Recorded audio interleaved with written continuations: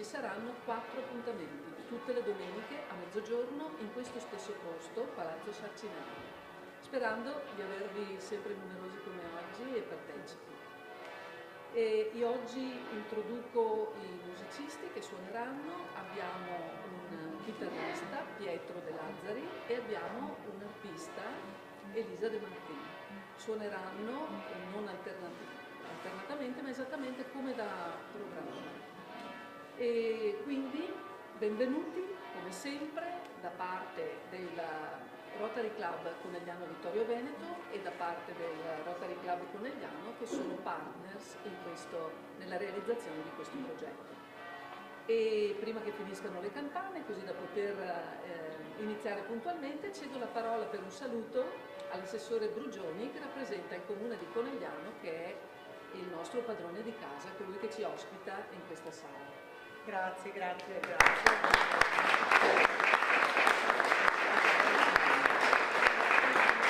Beh, credo che per i Rotary questa prima esperienza sia una soddisfazione, perché non è così scontato riempire le domeniche di luglio questo androne del Palazzo Sarcinelli.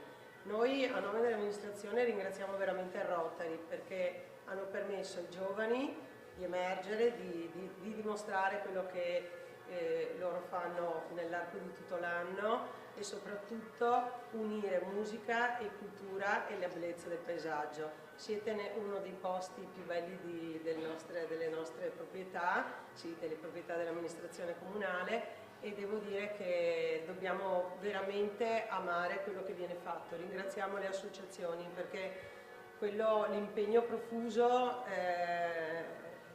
non è facile, quindi io farei veramente un applauso, più che a noi, al Rotary per quello che ha fatto.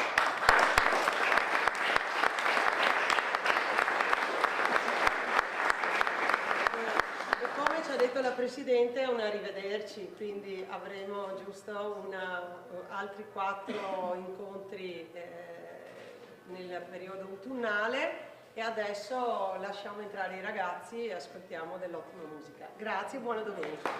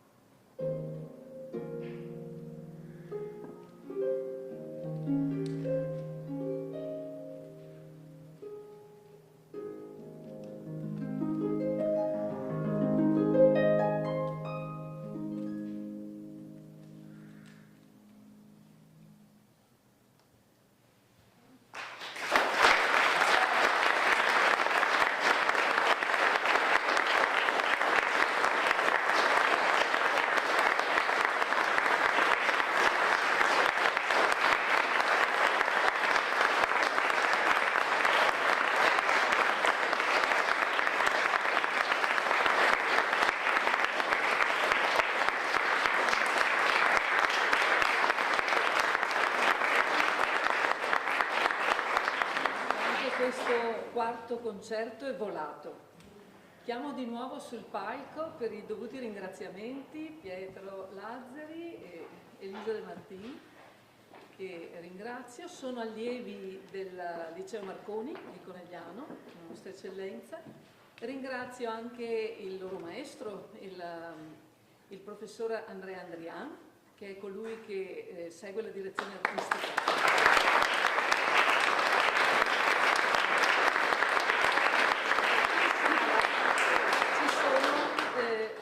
Due ex insegnanti del Liceo Marconi che desidero ringraziare di tutto cuore, Paola Benvenuti che ho qui davanti e Roberta Canzian, che sono parte integrante di questo progetto, lavorano nell'ombra per il momento, ma sono fondamentali. Rivolgo a tutti i professori, quindi al professor Andrian, alla professoressa Benvenuti, alla professoressa Canzian, il vivo ringraziamento. Vi ricordo che i musicisti suonano pro bono, quindi non suonano per se stessi, suonano per la loro scuola, per la didattica, perché la didattica prenda piede, perché la musica possa andare avanti, possa trovare diffusione e apprezzamento presso il pubblico. Quindi di nuovo un applauso.